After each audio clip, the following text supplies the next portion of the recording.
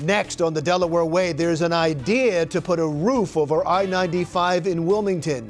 What does the director of the Department of Transportation think? We'll ask her. This is the Delaware Way.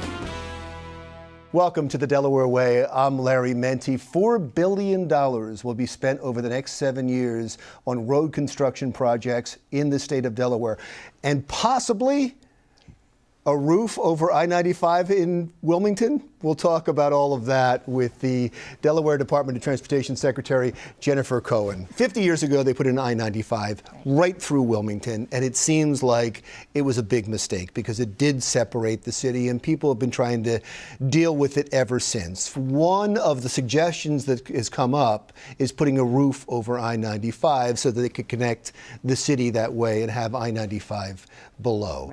Is that a possible?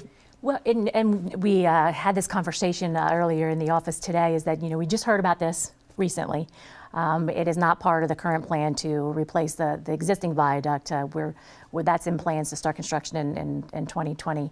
But the feasibility of that, while it sounds great, and of course we would love to be able to do something like that, the odds of it even being feasible financially or even engineering-wise, we're just not sure. So have you done specs on it? We haven't. Again, this just kind of came up recently. We've been actually trying to do extra special efforts to get out way in front. Like I said, construction for the viaduct replacement isn't going to start for another couple years. It's under design now. We definitely want public feedback, but that one it's doubtful. I just want to manage expectations right out of the gate on that. But the viaduct replacement is something that is, it's in dire need. It was built in the early '60s, so it's at the end of its useful life. You haven't said no, though. I don't want to discount because I want to make sure that we do all of our due diligence, right out of the gate. And since this is such a new idea, we want to make sure we do that before we shut any idea down. Has this been done in other cities? It has, from what my understanding and talking to my engineers, it has been done in other cities, but at great cost and sometimes with not a lot of success. So again, we want to take a look and see if there's if there's models that we can take a look at. We will. But again, we're pretty far down the design road for the viaduct replacement, and quite frankly, anything that we would do that's outside of our current scope would delay the project. And delaying the replacement of the viaduct is not. It wouldn't be a good idea because of the wear and tear on the road right now. It's in dire need of replacement. So we don't want to extend that any longer than we have to. And you probably have some more urgent projects. Well, exactly, and I'm glad you brought that up. There's quite a few prerequisite projects that have to happen in the city. One of the biggest one is we know that while we're not shutting 95 down, I know there's been some misinformation put out about that. We are going to keep traffic going, as safely and as efficiently as we can while we are under construction. But the bottom line is going to be extremely inconvenient, and we're going to disperse the traffic throughout the city.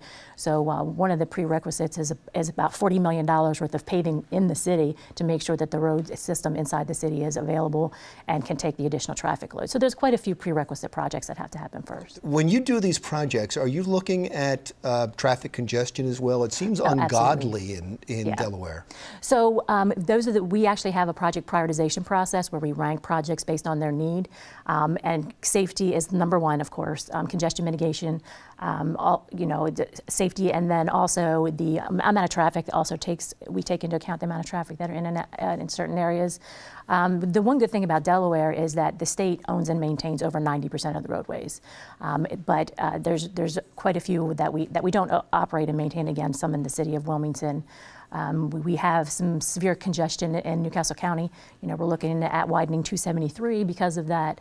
But that's our goal. Safety is number one, and congestion mitigation, along with some economic development and environmental as well. Are there some projects, is there a bridge or a road somewhere that has to be taken care of or is being taken care of right now because you thought it was getting dangerously close to being unsafe? No, actually, that's one good thing about Delaware is the majority of our bridges are in excellent condition. One thing that kind of throws our inventory off is we have something in Kent and Sussex County called corrugated metal pipes. So they're basically metal pipes that were put under roads that are in our inventory considered bridges, but because of the salinity of our soils, those pipes actually are failing.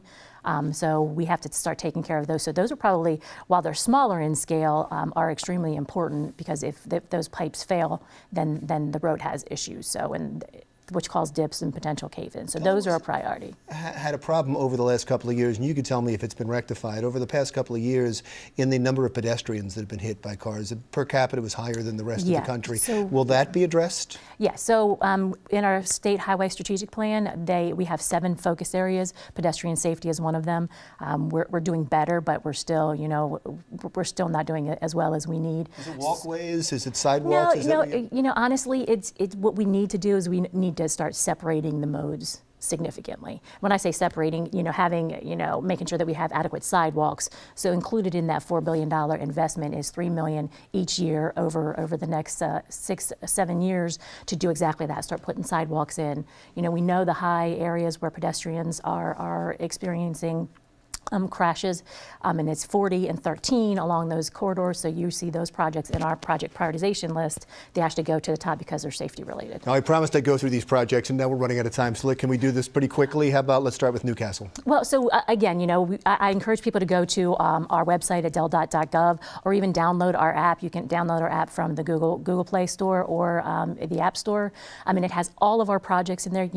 We have hundreds of projects going on. Okay, so we're not going to list them. Well, we could, but I don't know how much time you got. No, but you can go and see everything that's happening. You can go. You can, like I said, you can download our app or go to our website. Every single project that we have, either in the pipeline or under construction right now, you can see the time frame, the cost, all of those things, all the reasons why we were doing the project. So, everything we have is out there and transparent and available to the public. So it's important to educate. The website. Delaware.gov. Great. Thank you so much. It's always a pleasure to talk to you. Thank you.